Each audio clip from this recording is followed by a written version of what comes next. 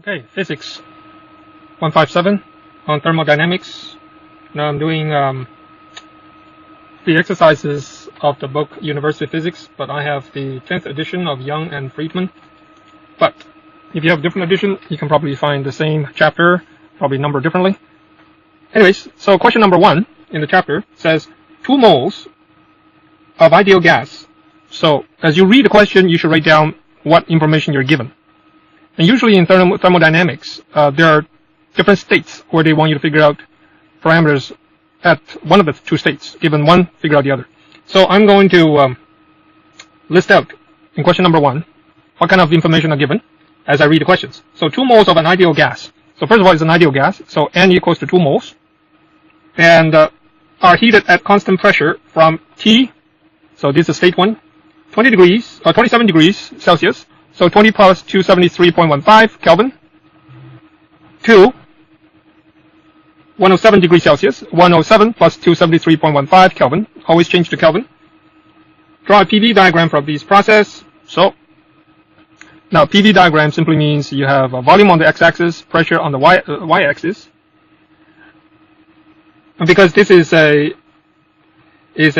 change of temperature, so we don't know what the first temperature will be, but whatever the temperature of second one, it looks like it's higher. So if I have isotherm graphs, somewhat like this, of different temperatures as it goes higher and higher. So let's say I have lower temperature here, higher, and then even higher temperature. So in this case, it looks like it is traveling from T1 to T2. So I'll just say maybe from here's the T1 of whatever this is to T2. Now I don't even know if it is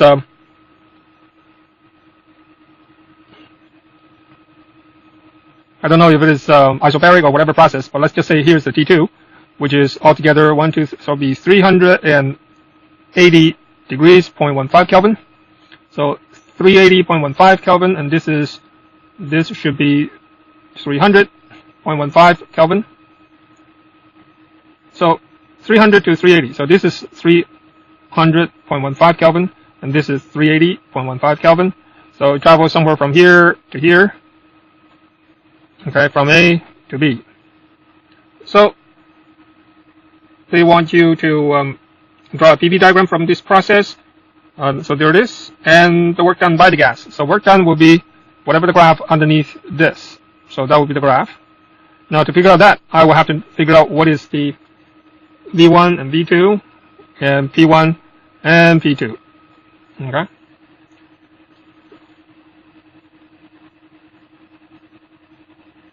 Now this is a constant pressure. I missed that word. It says a constant pressure. So if it's constant pressure, then it would be actually same height. So P1 and P2 are actually the same, or just P is a constant pressure. So constant pressure means the work done here will simply be whatever the pressure is times the change of volume. Okay. P times delta V. However, we know that P1V2 minus V1 is same as PV2 minus PV1. Of course, that would be the area here. But according to ideal gas law, PV equals nRT. So PV2 would simply be nRT2 minus nRT1. Therefore, this becomes nRT2 minus T1. Therefore, the work done, W, would therefore be N, which is 2 moles, times R. Now, if I use 8.31, the units there will have to be in joules per Kelvin mole. So T2, which is 380 minus 300, so roughly 80. So 8.31 times 80, and that's in Kelvin, and this is in joule per Kelvin degree, per Kelvin mole. So therefore, the work done will be 3330 joule, keeping 366. And that should be the answer. 1330 joule, exactly right. So let's do number 3. A metal cylinder with the rigid walls contain 2.50 moles of oxygen gas. Now oxygen is diatomic. So there are a few things about diatomic ideal gas. The gas is cooled until the pressure increases to 30% of its original. So when you say that when you say that the pressure increases,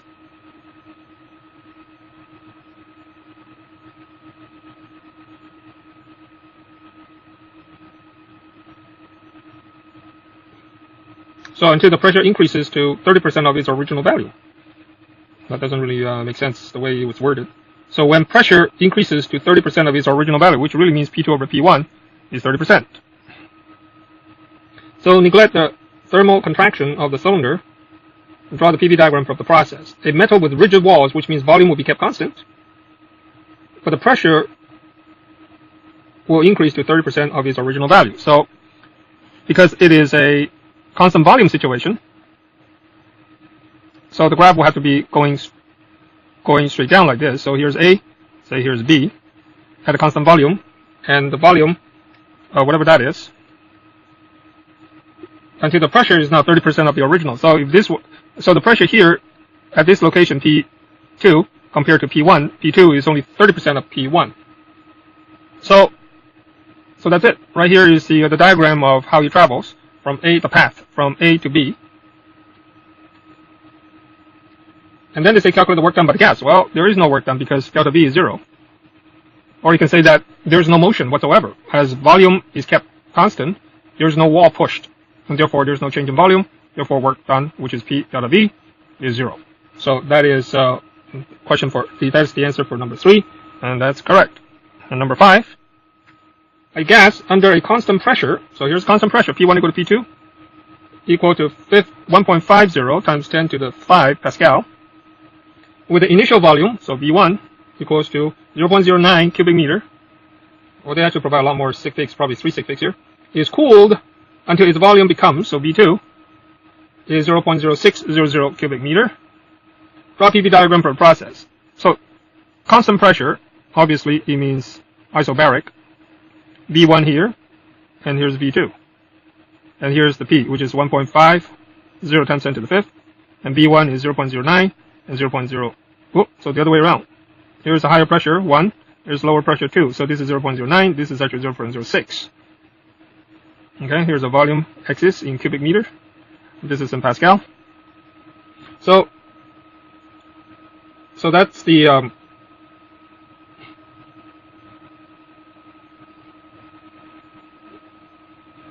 actually I'm doing number 4. This is not number 5. This is number 4.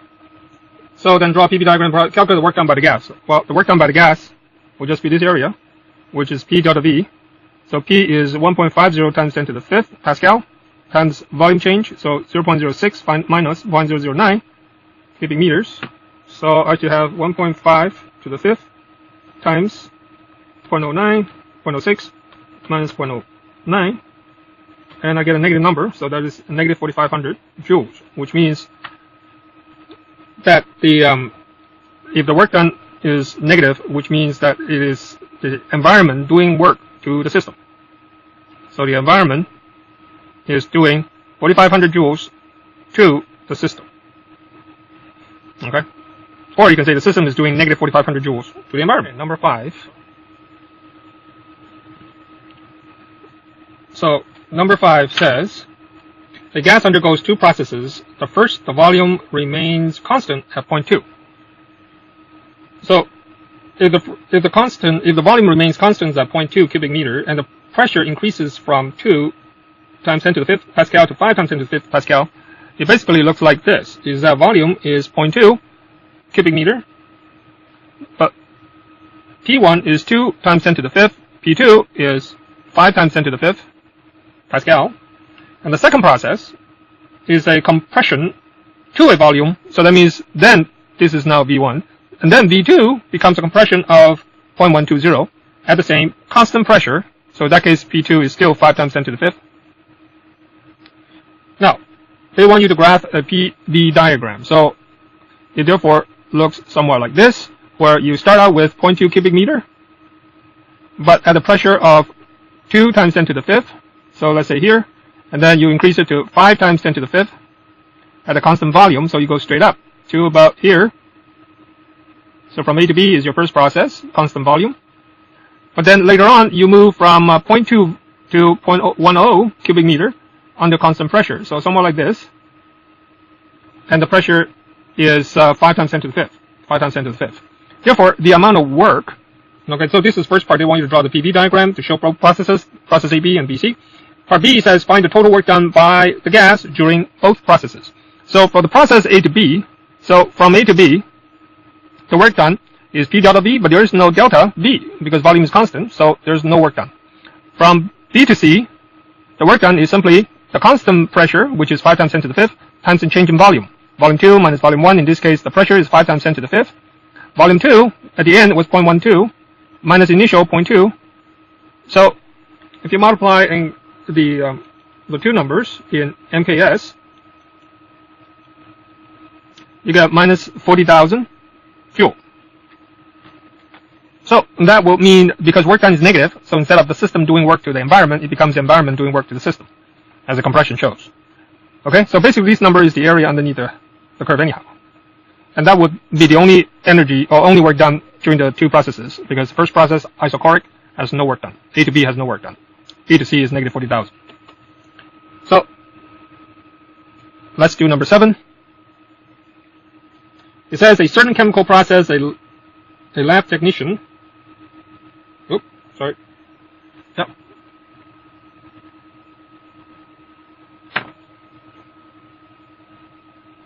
So number 7, in a certain chemical process, a lab technician supplies 254 joules to a system. At the same time, 73 kilojoules are done on the system by surroundings, by environment. Now, if the work done is 73, but you got to be careful what you put here, plus or minus, and that you get from the statement it says here is that it is done on the system by the surrounding. Now, what that means is that W will have to be negative now, because W is positive means work done by the system to the environment. Okay, but if it was environment to the system, then the work done will have to be written as negative. And Q is the same thing. But Q works differently, is that Q is positive means the heat is added to the system by the environment. Okay? So when Q is positive, it means is added from the system to the from the environment to the system. When work is positive, it means work is done by the system to the environment. Well, because of this, we now write the first law of thermodynamics. Q equals to U plus W, and W is negative 73. So U then means 254 plus 73 be 317. So 317 joule will be the increase in the internal energy of this system. 327, not 317. 327. Yeah, 327 joules is therefore the answer. Number 9. Number 9.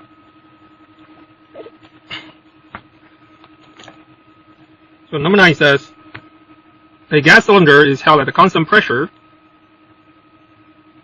of 2.3 times 10 to the 5th Pascal and is cooled and compressed from, so volume 1 is 1.7 cubic meters to volume 2, 1.2 cubic meters. No, it says it's cooled. So the internal energy of the gas, it says, decreased by 1.4 times 10. So that means delta U is negative of 1.40 times 10 to the 5 joules. So given all that information, they say find the work done by the gas. Well, if you look at this, it's a constant pressure, so that means that it will look somewhat like this. Constant pressure, isobaric, from V1 to V2. So the work done will have to be underneath the graph, and that will simply be W will be P V2 minus V1, so 1.2 minus 1.7. So if you multiply the numbers, you should get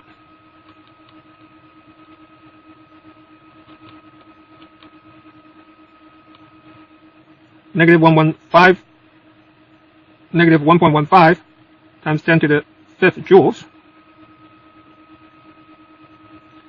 So negative 1.15, that is the work done. But according to our formula, Q, the amount of energy added, is U plus W, or delta W. So they say find the work done by the gas. So the work done by the gas, in this case, will be negative. You cannot say positive because this is really work done from the environment to the gas. But W stands for work done by the gas or by the system to the environment. So you have to answer negative 1.15 times 10 to the negative 5 joules. Okay, so and then they say find the absolute value of Q of the heat flow into and out of the gas and state the direction of the heat flow. Well, they told you that the increase of the internal energy is actually decreased, which means that this is actually negative 1.4 times 10 to the 5th joules, and plus the W, and W is negative 1.15 times 10 to the 5th joules, so altogether should be negative again, 1.4.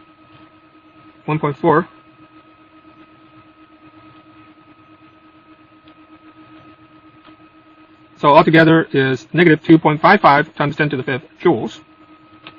So negative 2.55 10 to the 5th joules means the absolute value is 2.55. That's what they want. Absolute value is this, but the negative sign means it is not the system. It is not the environment added to the system.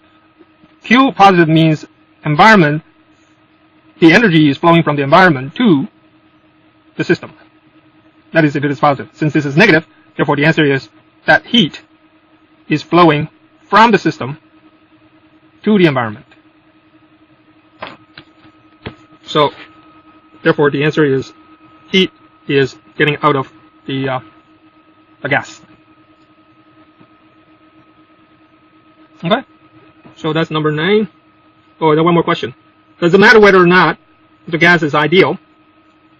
Does it matter whether or not the gas is ideal? Well, in this example, it doesn't seem to be.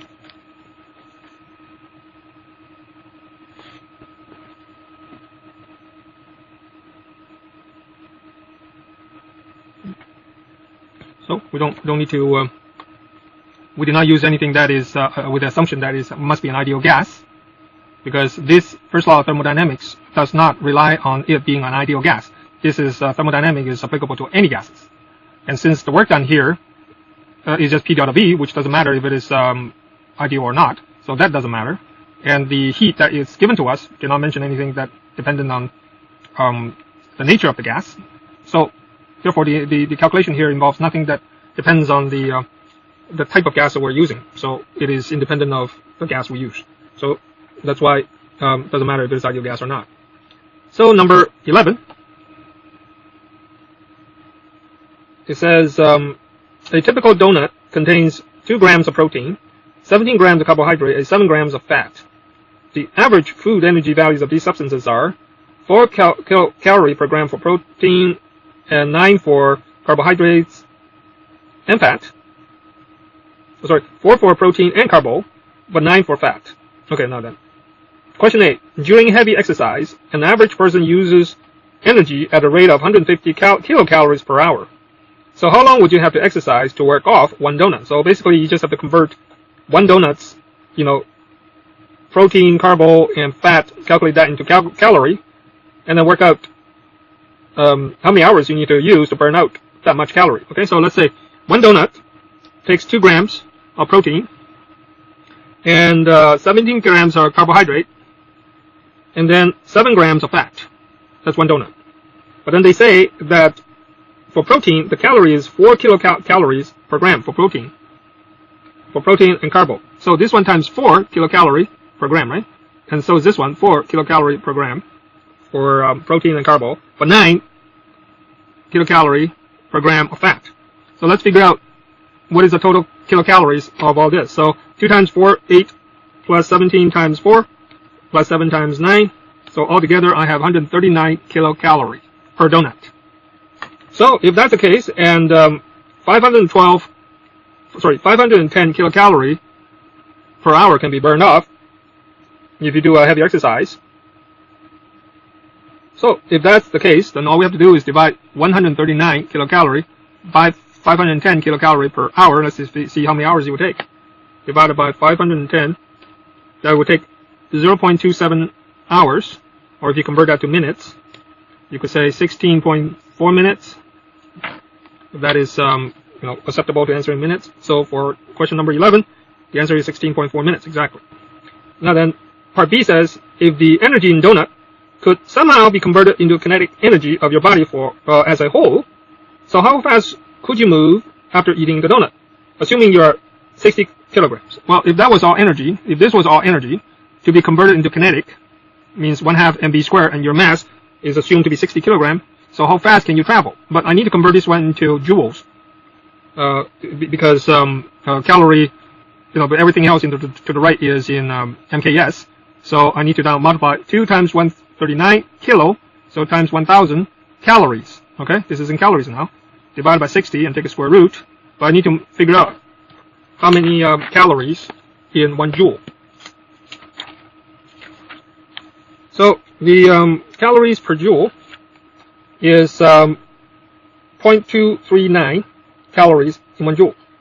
Or you can say 1 calorie is 4.186 joules. So this is 4.186 joules per calorie. 4.186. Okay. So if I multiply them out, that is 2 times 139 kilo times 1,000 become joule or calories, times 4.186 become joules, divided by 60, and then take a square root. I get 139 meter per second. So that means if you were to convert that donut into your kinetic energy, theoretically, you have 139 meter per second, exactly what they said. 139 meter per second. You can easily convert this into kilogram per hour. All you have to do is convert meter to kilogram. You just divide it by 1,000. So that will be kilometer now. Second, well, you need to multiply this. This is per second. So how many seconds are there in an hour? Well, 3,600 seconds in an hour. So now this will be per hour now. So all you have to do is multiply by 3,600 divided by 1,000. Then you get 501 kilometers per hour. So holy cow, that's very fast. It's almost half the speed of an airplane. So anyways, so that's how you do it. Number 11. Number 13. A system taken around the cycle shown in the picture. Okay, the picture they show is this. Here's the volume, here's the pressure, and you have a state from A to B. You kind of travel this way first, and then this way next. So they're saying that there's a system that takes path like this from state A to B and back to A. The absolute value of the heat transfer during the cycle, the absolute value of the heat transfer during the cycle is 7,200. So they're saying the absolute value of the heat transfer is 7,200 joules. So does the system absorb or liberate heat when it goes around the cycle in the direction shown? Well, if you think about it, from A to B, then B back to A. From A to B, the amount of work done is this. And that's a positive work because you're traveling from left to right. So the delta B will be positive. So this is positive area. But then as you go from B to A, this is negative area. But what you're doing is you're subtracting the lower negative area, right? You're taking it away because it's negative from the upper area. So really all you have left is the positive work, in this case, of this much. Okay? That is the work done. Positive work done. Okay. So if this is a positive work done, so W is positive per cycle. And yet, the internal energy, delta U, in this case, if you go one cycle back, it doesn't matter if you're A or B. Let's say if you are A, to go to B, its internal energy may have increased, but then after you come back, the internal energy will decrease again. So your change in internal energy is 0. There is no change. It actually is the case for any complete cycle. Because if you start with B, and you say that, okay, it travels to here, so its internal energy has lost, but it has gained it right back to exactly what it was when it returns back to one full cycle. So the internal energy hasn't changed because your initial temperature and final temperature is the same. The internal energy depends on the change in temperature, but since there's no change in temperature as you go back one full cycle, so there's a 0. And therefore, Q, which is U plus W, if W is positive and U is 0, then Q is also positive. And remember, W positive means that it is the work done by the system to the environment. Okay? What that means then is Q is also positive, which means heat must flow from the environment to the system. So here's the question. It says, A, does the system absorb or liberate heat when it goes around the cycle? So it has to be absorbed, right? Because Q is positive, therefore W is because W is positive, so Q is positive. Q is positive means that system or the environment is adding heat to the system. So we will say therefore that the system absorbs from the environment the heat. How can I tell? Well, I can tell because the work done is positive and there's no change in internal energy. The Q is therefore is positive. Okay, so part B says, what is the work done W by the system in one cycle? Well, the work done by the system in one cycle will have to be 7,200. So the work done by the system is 7,200. Part C, if the system goes around the cycle in a counterclockwise fashion, that is, instead of clockwise, counterclockwise fashion, does it absorb or liberate heat in one cycle? Well, if that was the case, that means if it goes around this way, then that means the area will be negative from B to A. Okay, from B to A on the top will be negative because your delta V will be negative. But that has a bigger area compared to from A to B. So in that case, it will be bigger negative, and therefore in that case your work will be negative. If the work is negative, therefore heat will also be negative. If heat is negative, that means instead of instead of environment adding heat to the system, which will mean positive, but negative means that the heat is actually flowing from the system, the engine, to the environment. And in that case, they say, what is the magnitude of the heat absorbed or liberated in such a case? Well, in that case, it will be the same amount, 7,200, but in that case, will be liberated. That means that Q will be negative, which means that the system is actually releases heat to the environment. Okay, so that is the question, and that's the answer too. Okay, so you must understand the signs, the positive and negative signs of the graph. So the first graph goes like this, which is a positive, and then it goes like this, which is negative, but it's smaller than this one. So the net work is positive in the first case if you go like this. But in the second case, they say that it does counterclockwise, which means that it actually goes this first, positive, and then comes back, which is negative. But in this case, negative will be is bigger area, so this is negative. Well, if W is negative, that means the work is done by the environment to the system, not the system to the environment. But since U is always 0 in the cycle, so this also means Q is positive. This means Q is negative. But Q is positive means that the heat is added from the environment to the system. Q is negative means that the system is releasing heat to the environment. Okay. And then the amount of heat we're talking about, in this case, since U is always 0, in both cases, is the net area here, and that net area is 7,200. So 7,200 is the difference between these two areas. Okay? And that is basically this area is 7,200. Same thing. So that is 13. And we go 15.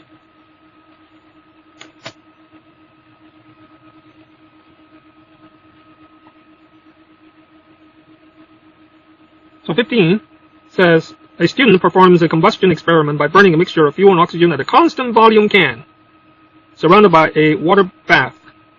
During the experiment, temperature of the water is observed to rise. Regard the mixture of fuel and oxygen as a system. Has heat being transferred? Well, yes, because the surrounding water has observed to rise. The temperature of the surrounding water has observed to rise, so heat has been transferred. How can you tell? Well, the environment's that is the water bath temperature has increased, so it has absorbed heat. Has the work been done? Well, how can you tell? What is there work done? No, there's no work done because nothing pushed. So because it is in constant volume can, so even though the fuel and oxygen has been burnt, the combustion is burning a mixture, but there's nothing moved. So there's no change in volume or mechanical work done. So if there's no change in volume, even though the pressure may have increased, but since there's no change in volume, P delta V will be 0, so there is no work done. And what is the sign of U? Well, in this case, the sign of U should increase because the temperature has gone up in order to have the flow to flow out. So the sign of delta U should increase. And how can you tell? Well, because there is no W, but Q is now negative. That means heat is flowing from the system to the environment. If this is negative, so should that be. So U should be negative. Because Q is negative, so U should also be negative. So actually they say that what? Heat be transferred, yeah. Work done, no work done. What's the sign of delta U? Okay, so we actually should say the sign of delta U should be negative. The sign of delta U should be negative, not 0. So sign of that should be negative. So yes for part A. So has heat been transferred? Yes. And has work been done? No, because there's no delta V. So, and what is the sign of delta U? It should be negative. Okay, so that was the answer, all right?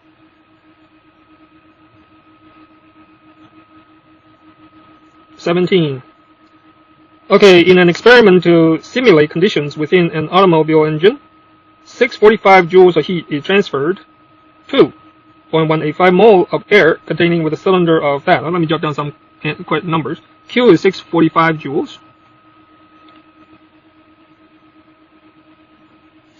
And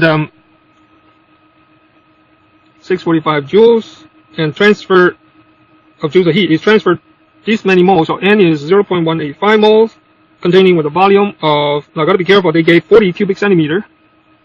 40 cubic centimeter, but I don't like to work in centimeters, so I like to work with meters. So what I do is I say 1 centimeter is 100 of a meter, but then cube it. So I need to cube it like that, because I got 3 of them.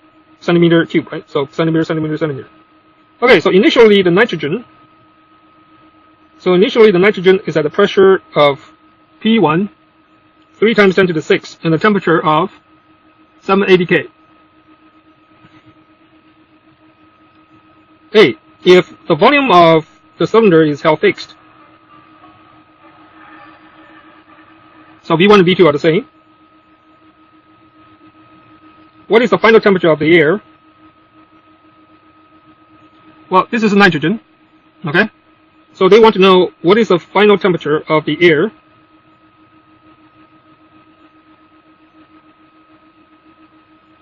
And V is how constant.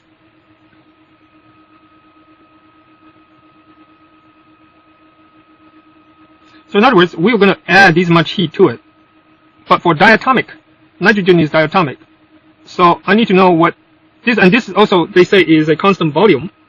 If it's a constant volume, there will be no work. And therefore the heat added will go completely to delta U. But delta U, in this case under constant volume, will be same as NCV delta T. Okay, according to the NCAT. So basically, the heat added will be used to change the temperature only. So they want to know. So they want to know part A, what is the final temperature? So T2 is what? What's the final temperature? Well, we can figure out what the initial temperature is before the heat is added. T1, okay, can be figured out using PV equals nRT.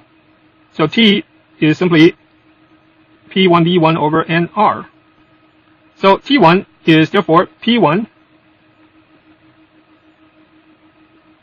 Oh, did they give us temperature already? Oh, they already gave us the temperature, right? I didn't see that. So anyway, so they already gave us the temperature, 780. So all I need to do is figure out how much heat will do to the change of temperature, which is Q over NCV. And N is 0.185.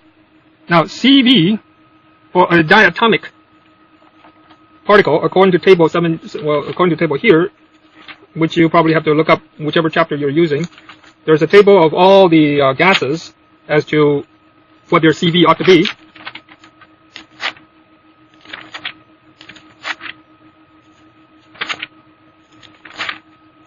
And CV for diatomic, well, actually here, according to the table, they actually have exactly what nitrogen is, which is 20.76. So I could just use 20.76 joules per mole Kelvin. Joules per mole Kelvin. So that is the CV that you can look up, 20.76. And Q is the amount of heat given. So if I divided that, I should have 645 divided by 0.185 divided by 20.76. I get a change in temperature of 168 Kelvin. So T2 therefore is T1 plus delta T. T1 is 780 plus 168. Okay, 780 is Kelvin. So I just need to add the 2 Kelvins together. 780.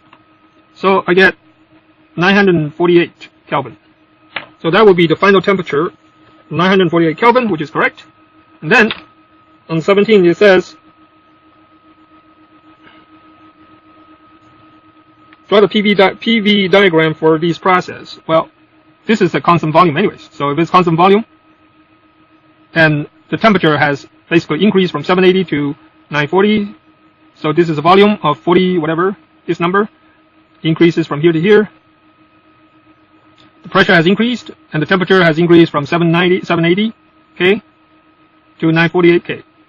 Okay, here's the different pressures, and this is constant volume. Now it says find the final temperature of the air. Okay, part 17b.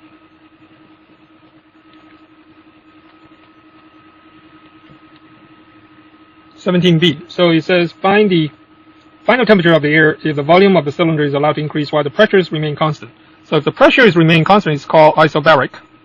If it's isobaric, then the amount of heat given to an isobaric situation will go like NCP delta T, which will tell you exactly how much change in temperature will be due to the heat added to it. And as a matter of fact, you can rewrite this one as NCB delta T plus NR delta T, where this is really the change in U, and this is really the work done. And that's Q. But anyways, we can figure out delta T right from the beginning. So the Q added was 645J, 645 joule will be equal to N Cp delta T. So delta T then will be 645 joules divided by N Cp. Now Cp, according to the table, Cp is 29.07 for nitrogen. So number of moles is 0.185. Cp is 29.07. So that will give us a change of temperature 0.185 divided by 29.07 of 120 Kelvin. Okay? So the final T2 then will be T1 plus delta T. T1 is 780 Kelvin plus 120 Kelvin. So the answer is 900 Kelvin. Now, this question that I got actually has a typo.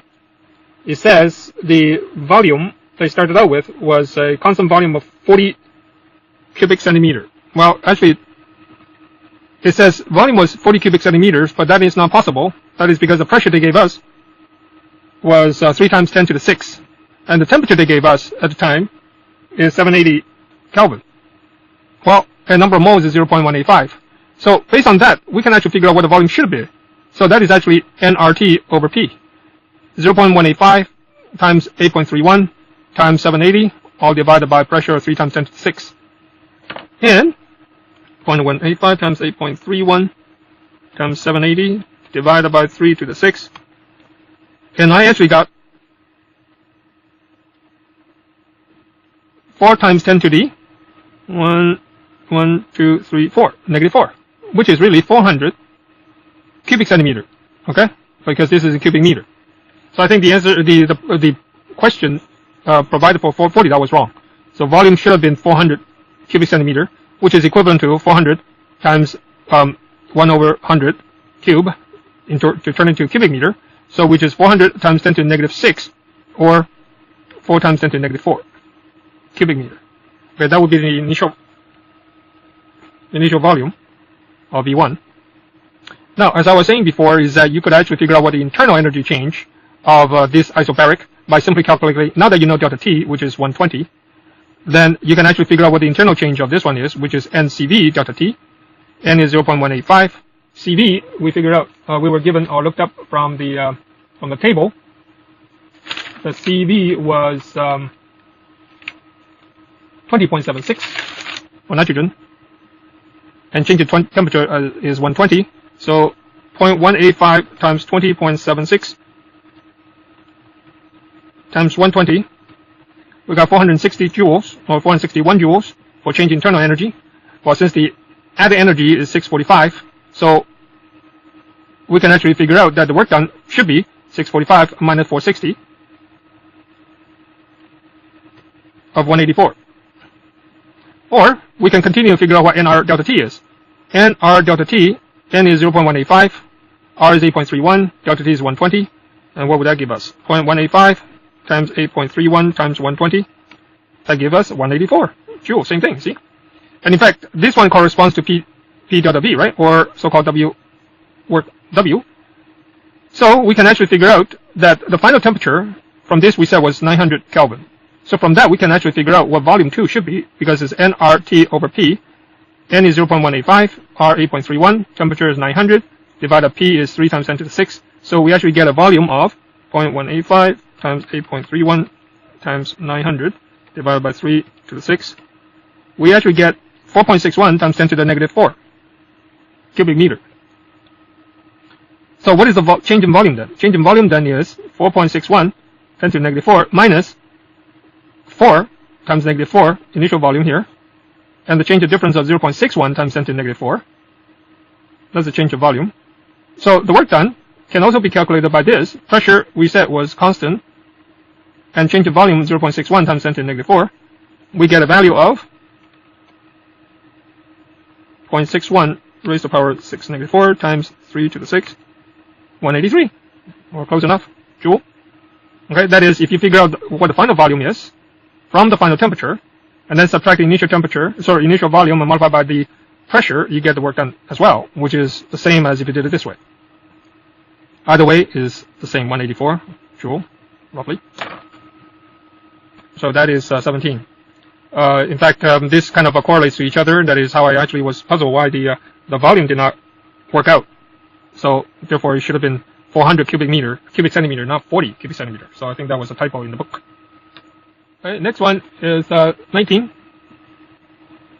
So 19 says the temperature of 0.15 mole of ideal gas is held constant at 77. So constant at 77 degrees Celsius, or change that to Kelvin first, while the volume is reduced to 25% of its initial volume. Now when they say reduced to, so we can actually write it as 0.25, 25% of its initial volume. The initial pressure, so P1, is 1.25 atmosphere.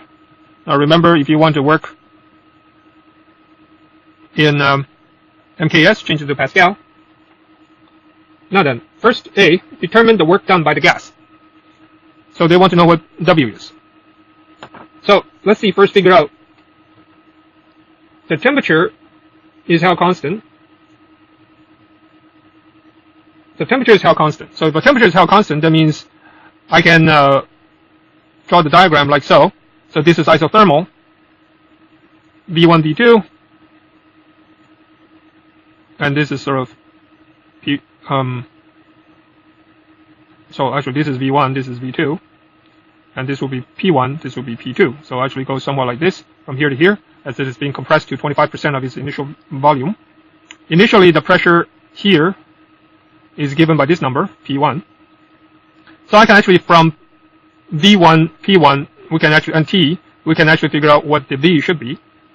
So before we do that, we can say T1, well it's going to be T2 as well, is 77 degrees Celsius plus 273.15 as 350.15 Kelvin. And P1 is this number. P1 is 1.25 atmosphere times 101.3 kilopascal. I get 1.266 times 10 to the 5 Pascal. So V1 then should be P1 U1 nRT, so I can divide it by P. So N is 0.15, R 8.31, T is 350.15, P is this number. So I can now figure out the volume in cubic meters. 0.150 times 8.31 times 350.15 divided by 1.266 to the fifth. So I get 3.447448 times 10 to the negative 3 cubic meter. So that is the initial volume. So what is the final volume? Well, final volume is a quarter of that, so times by a quarter. So I get 8.62 times 10 to the negative 4 cubic meter.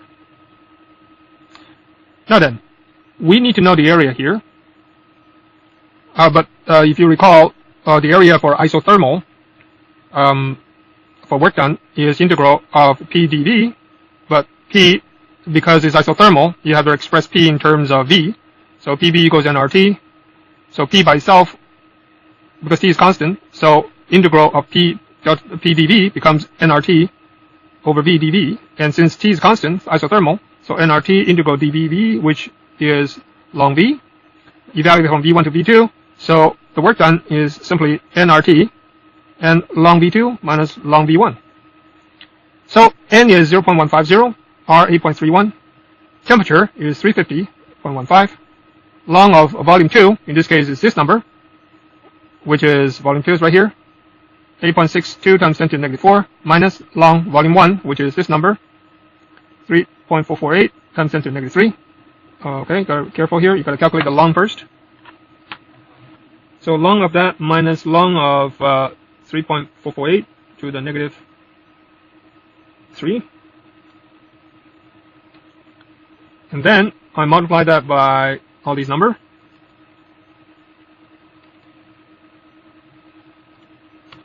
So I get a negative number, negative 605 joule. Well, you can expect it's negative because the area is going from right to left.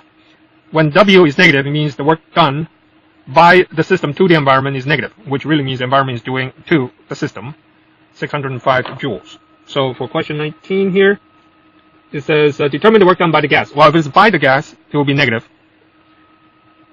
Part B, what is the change in its internal energy? So what is delta U? Well, internal energy only has to do with the change in temperature. Okay, so for internal change energy is always NCV delta T. So, but because there is no change in temperature, there is no change in internal energy, so there will be 0. So that's part B. The internal energy has to do with the change in temperature only. So in this case, since it's isothermal, there is no change in temperature, so the internal energy change will be 0. Therefore, the first law of thermodynamics will be Q equal to 0 plus W because there is no internal change energy. So heat inflow would just be the work done.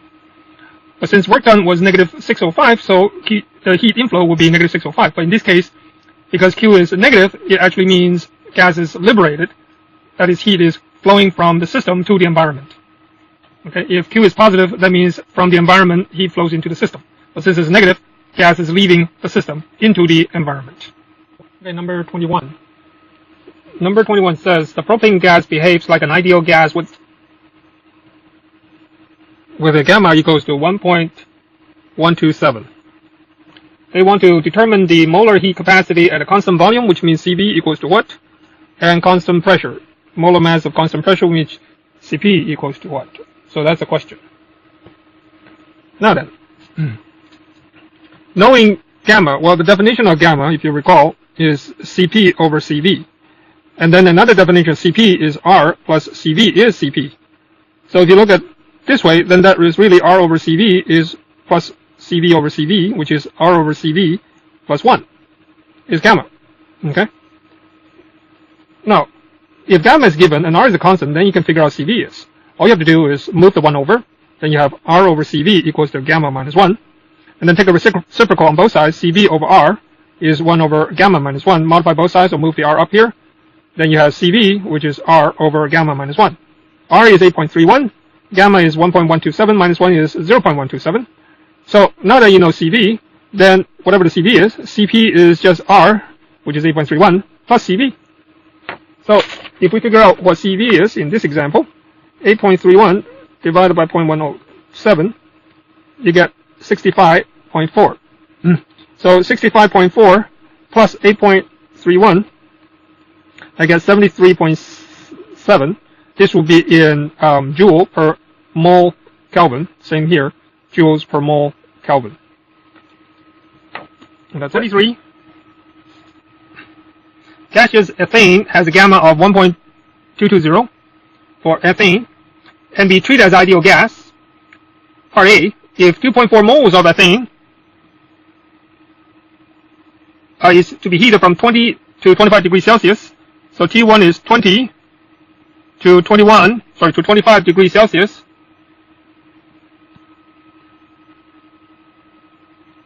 So at a constant pressure of 1 atmosphere, so P1 equals to P2 is 1 atmosphere, so 101.3 kilopascal. So how much heat is required? So Q equals to what? And what will be the change in internal energy? So delta Q is equal to what? So this is constant pressure, right?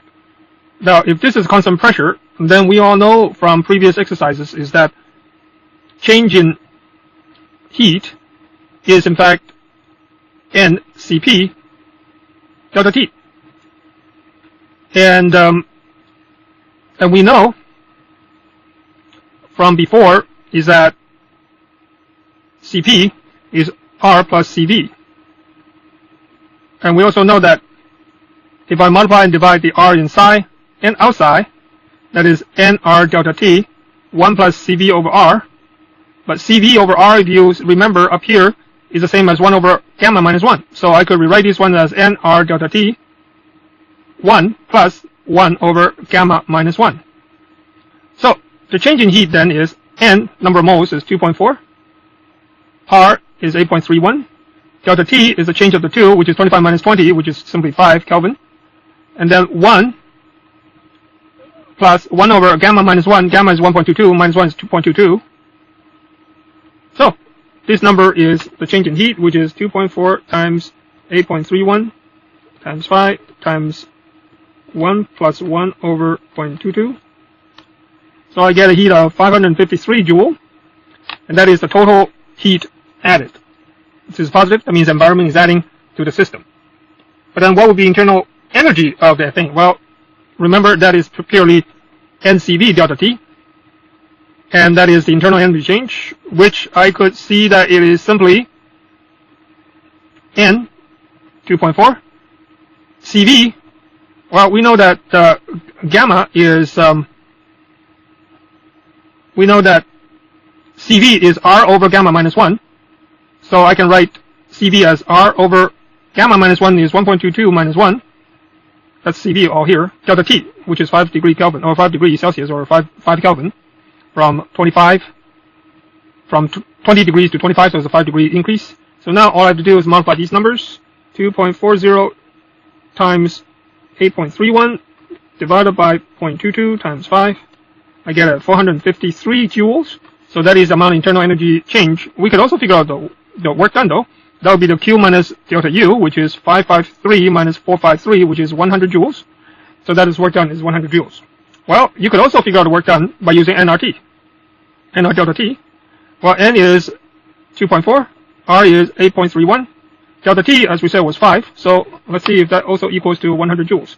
2.4 times 8.31 times 5 equals 99.7. Well, that is 100 joules. So either way is get the 100 joules for work done. But anyways, the question only asks for how much heat you have to infuse into the system, so 553, and how much change in the internal energy, increased by 453 joules, and the work done by the system should be 100 joules. So that's 23, 553, and 454. Yeah, 553, 454, that's good. So 25, an engine of a Ferrari sports car takes in air at 20 degrees Celsius and 1 atmosphere. So P1 is 1 atmosphere, which is 101.3 times 10 to the 3 Pascal. At the temperature of 20, so T1 is 20 plus 273.15 Kelvin. And presses it adiabatically to 9% of the original volume. So V2 over V1 is 9%. The air may be treated as ideal gas. Gamma is 1.40. So draw the PV diagram for the process. Well, the PV diagram for the process, it says this is going to be adiabatic. So if it's adiabatically, you have to draw 2 isothermal first. But then adiabatic means that you have to actually drop from one isothermal to another much faster for adiabatic conditions. So, or it compresses it. So you will have to go from higher volume to a lower volume. So as a matter of fact, because it's only 9%, I actually have to draw it quite dramatically. It's almost like from here to 9%, which is almost here. So you will go somewhat like that, adiabatically, from one isothermal line to another isothermal line, but steeper, like in this case. Probably goes way up. Anyways, so what steeper should have been like this.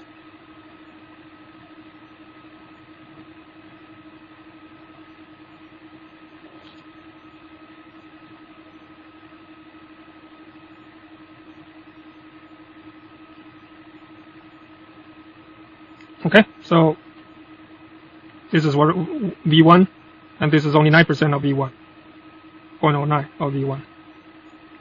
Anyways, P2, and here's your P1. And question number 25, it says, then find the final temperature and pressure. Well, what is the final temperature and pressure? Okay, the last portion, again, there was an error in the book, so I need to pause it and redo it. So anyways, that was 17.25, about the air may be treated as ideal gas, and gamma is 1.40, and we want to find the final temperature and pressure. Now, the final temperature and pressure when the volume is compressed to 9% of the original. So V2 over V1 is 9%.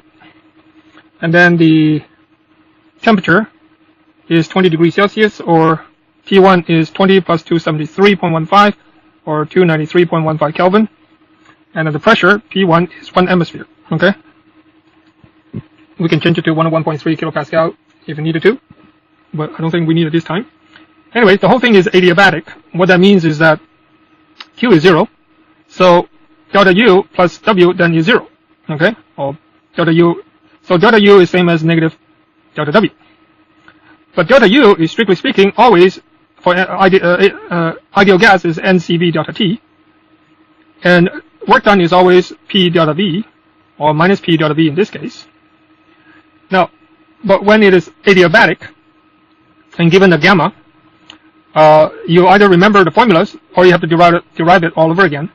What we mean by that is you have to replace the temperature in terms of, or replace the P in this case, in terms of the variables other than P. Otherwise, you would have too many variables. You only have T, which is variable, V is variable, so you don't want to have a P being a variable again, so you want to replace the P in terms of anything other than P.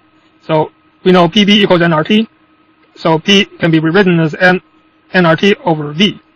So now I don't need to really recalculate or redoing all this over again, but just as a review, I'll do it once here, so that if you really don't remember the formula, then you could do it this way. Once you have replaced the P, you now have the two variables that you needed, the temperature and the volume. So this, you now have to rewrite it as dT, temperature, and put the T downstairs, the so-called the separation of variables, and then nR dV over V. The n's cancel. Alright, and then when you integral both parts, what you have is ln equals to minus R ln V. And evaluate from T1 to T2, and evaluate from V1 to V2. So this one becomes CV ln T2 minus ln T1 in brackets equals to minus R ln V2 minus ln V1, which you can rewrite this one as minus R ln V2 over V1. And this, of course, can also be rewritten ln T2 over T1, because ln A over B is same as ln A minus ln B, all equals to minus R ln V2 over V1. Okay, now, if you recall, gamma is really Cp over Cv, and Cp is R plus Cv over Cv, so R over Cv plus 1, and therefore R gamma minus 1 is R over Cv. So if I could just divide this one over here by Cv, then this thing here is really gamma minus 1. And instead of having a negative sign here, I can reverse up and down, move the negative one up here. That simply means you can now put this upside down. So R over Cv can now be rewritten as gamma minus 1, and this becomes ln V1 over V2 instead of V2 over V1, and take care of the negative sign. And then you have ln T2 over T1. Now if you move this exponent upstairs to gamma minus 1, then you have ln this equal to ln that, which we can drop the two ln's. So T2 over T1 is then V1 over V2, all to the power of gamma minus 1. So now that is the formula that I said you can remember. Now either you remember this form, or you can put the 2's and 1's together. That is T2 V2 to the gamma minus 1 equals to T1 V1 to the gamma minus 1. So that's another thing you could remember if you prefer that way. Now the other thing is that T can also be written with PV over NR. So T2 can be written as P V1 or P2 P2 V2 over NR. P2 V2 over NR. All divided by T1 will be P1 V1 over NR. That is equivalent to T1. But NR cancel. So P2 V2 over P1 V1 equals to P1 to the gamma minus 1 over P2 to the gamma minus 1. Now the P2 up here can go downstairs here by multiplying by V2. And V1 down here can go to V1 up here. So now you have a new formula that says P2 over P1 is the same as V1, or altogether is gamma now, to the V2 to the gamma, or V1 over V2 to the gamma. So that's another formula if you need to remember. So back to this question now. So we're given the gamma, we're given the V2 over V1. So we're given V2 over V1 being 0.09. So as far as temperature concerned, I can write now that T2 is simply T1 times V1 over V2 gamma minus 1, right? Now, T1 we know is 293.15 Kelvin. V2 to V1 is 0.09. So V2 is 0.09 V1, so the V1 cancels, just leave you 0.09. Gamma is 1.4, so 0.4. And if you multiply these out, 293.15 times bracket 1 over 0.09, then to the power of 0.4, I get a 768 Kelvin, or 495 degrees Celsius, which is correct. That's the same as the answer of the book. Now then P2, which is same as V1 over V2, which we know is 1 over 0.09, to the power of gamma, which is 1.4, and then times P1. Now P1 was 1 hemisphere, so this one times 1 hemisphere. So that equals to 1 over 0.09, then raised to the power of 1.4 times 1, so this is now 29.1 hemisphere.